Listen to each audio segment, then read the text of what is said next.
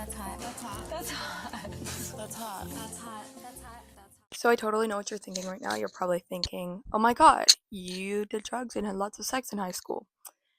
But actually, no. Hanging out with my sister, play rehearsals, readings, how I spent my free time. But Euphoria was still my high school experience. And it was for so many people that are Gen Z and my age at the time. In this video, I want to kind of discuss how and why Gen Z was really captivated by Euphoria and why so many high schoolers really related to that. I think where we have to start in this conversation is the time capsule. What was the time like when we were all watching it? So personally, for me, I started watching Euphoria right before season 2 came out. So the first season came out in 2019 and then the second season came out in 2022. So I started watching it like December 2021. I was a sophomore in high school, and we had just come off of quarantine, and now I'm from Texas, so like I will say my sophomore year was pretty much back to normal. Like we had all the normal like homecoming stuff and we had all the proms and everything like that. So we were back to normal. But my freshman year was 2020 to 2021. That still didn't feel normal. So I feel like part of it when I was watching it, it was like, oh, this is what my high school like experience should have been. I should have been going to parties and I should have been doing all this fun stuff. Now, like I said, I am not that girl.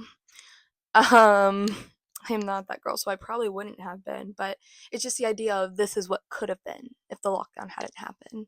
Let's move on to the actual show. I will be recapping the first 2 episodes of Euphoria, so if you haven't seen it, please stick with me. The series starts with our main character, Rue, played by Zendaya, being born. Rue describing her birth in this very macabre manner, with her being forced into this world. The last thing she says before she enters the world is, quote, I put up a good fight, but lost. For the first time, not the last, unquote. I remember this really sitting with me the first time I watched it. It reminds me of the Gen Z attitude of, oh, I didn't ask to be born. But upon rewatching, I found the opening scene to be extremely melodramatic and even funny.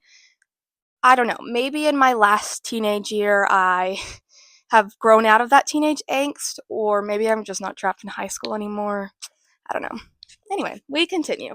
I was born 3 days after 9/11. Mother and father spent 2 days in the hospital, holding me under the soft glow of the television, watching those towers fall over and over again until the feelings of grief gave way to numbness. This is the first show that I've ever seen acknowledge the impact that 9/11 has on Gen Z, particularly with the desensitization of violence. The mention of 9/11 within the first minute of the show is extremely symbolic because it sets the tone of the show, but it also desensitizes the audience to what they're about to witness. Kids doing drugs, sex, and partying is nothing compared to real footage of 9/11 that you were shown at the start of the show. Like Rue, I'm part of the post 9/11 Gen Z. I am from Texas, so adults never really minced words when it came to 9/11. My first time watching the 9/11 footage was in the first grade at school, and we watched it every year after that. Their reasoning for this was they wanted us to be patriotic and maybe join the military. But what it led to was this level of desensitization towards violence. So by the time I was in high school, people around me were joking about 9/11 while we were watching the footage. I think that Gen Z being exposed to 9/11 at such a young age is a huge component as to why our generation is the way that we are. Why do you act like that? Like what? The way that you act, you don't see how you act, why people don't want to be around you? The start of Euphoria being 9/11 sets up the background of Rue's childhood and the dark tone for the show. Rue then starts to go over her childhood, which was an average middle-class American childhood. She developed mental health issues at a very young age. She says, quote, I don't remember much between the ages of 8 to 12. Just the world moved fast and my brain moved slow, unquote. She has her first panic attack at school at age 12. This show truly is one of the best depictions of panic attacks that I've ever seen.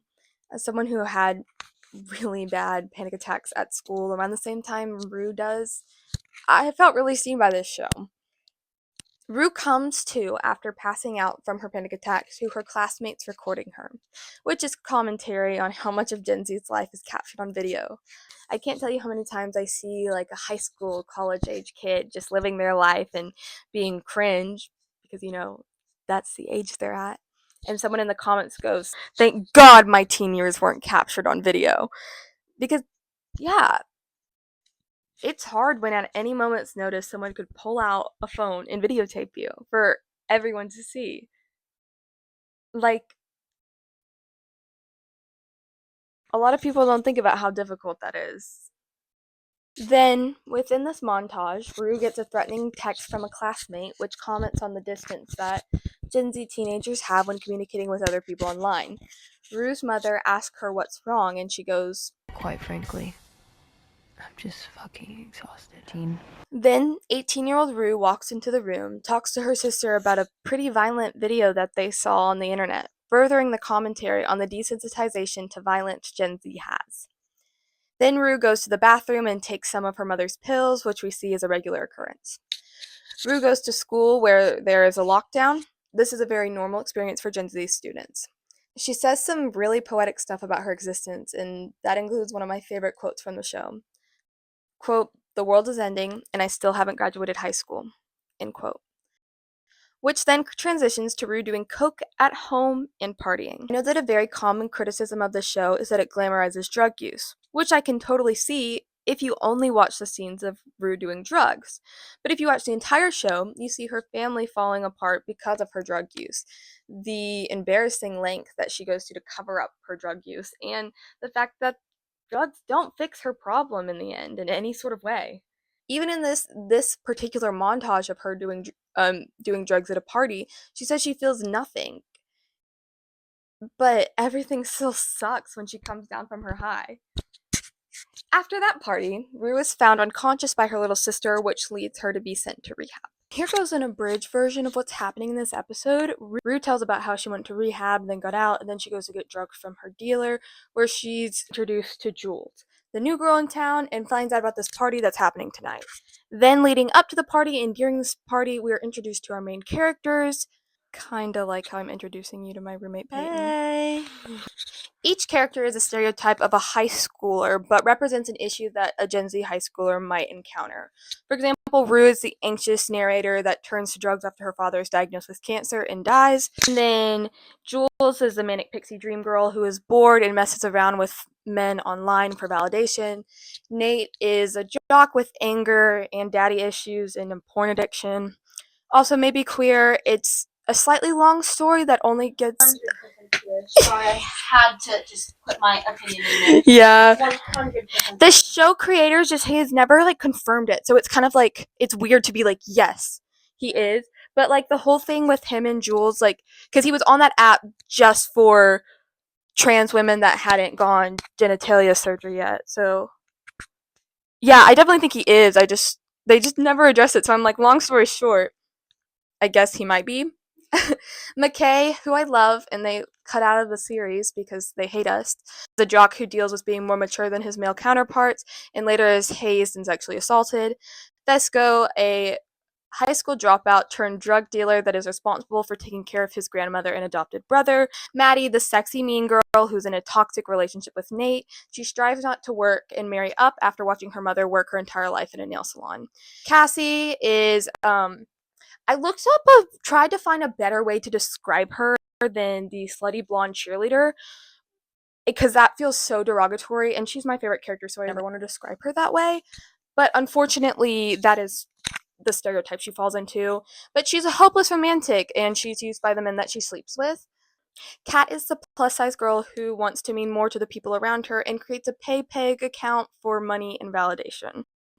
And then Lexi is the nerdy sister of Cassie, who is often left out. At the party, while we're getting this brain dump of our main characters, you'll notice that the dialogue is very truthful to how Gen Z really talks. Additionally, it shows the relationship dynamics of our generation, which are very different than the older generations who did not have social media involved. Notably, Jules is not at the party. She is meeting with the man that she met online, aka Nate's dad. Back at the party, one of the most cinematic shots in history happens, where Drew gets on the ceiling when she's hot.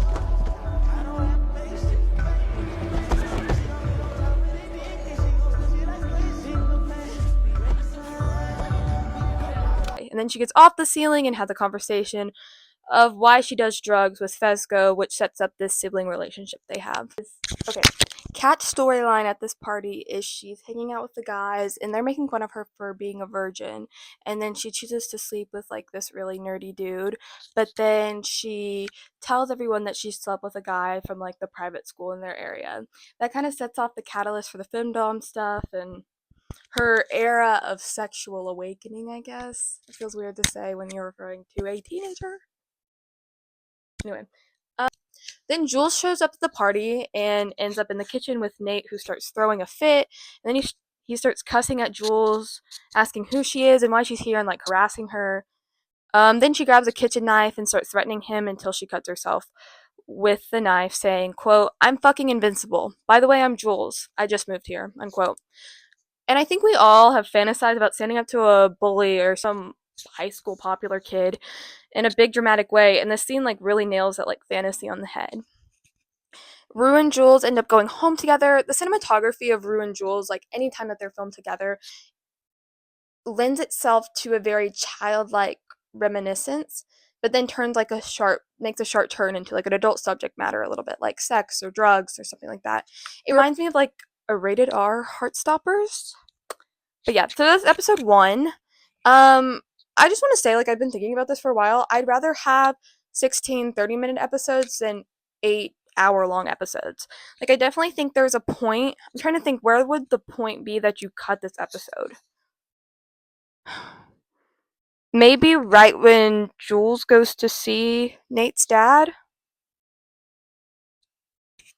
I don't know. I see why, because they don't have a climax in the action, because the climax is Jules cutting herself at the party, but I don't know. Bring back 30-minute episodes, because I want to just be able to sit down and watch an episode. But when you see that it's an hour long, you're like, fuck, I gotta do something during this. Like, I gotta devote the amount of time for a movie to watch this.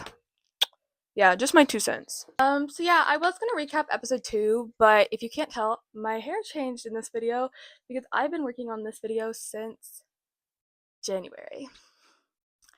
Yeah, and so I said that this was gonna be my April video, and it's currently April 28th. The fact that I had one part of it filmed, and then I filmed a second part, and then I lost the second part, but then I found it when I was editing this, so that's why the middle is sliced together a little weird. So yeah, y'all are just getting the first episode, but I hope you liked it. But yeah, thank you for watching. Please like and subscribe. My next video is definitely going to be kind of a Q&A, like advice on moving out of state, questions you might have about SCAD, anything college related. So comment down below if you have any questions. And yeah, thanks for watching. That's hot. That's hot. That's hot. That's hot. That's hot. That's hot. That's hot. That's hot. That's hot. That's hot. That's hot. That's hot.